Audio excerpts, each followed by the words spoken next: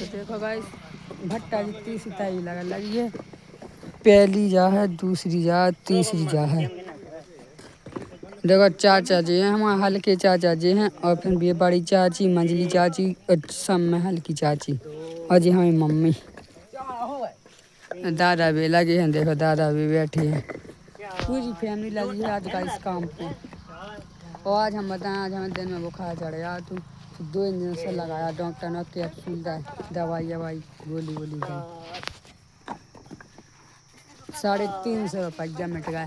Mummy का 30 अच्छी एक मजूर लगा ली थी हम।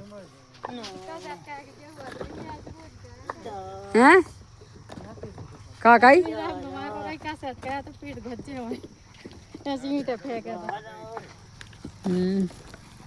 राम कुमार जहाँ भट्टा लगे तो तक लेकर फेंके खिलाने।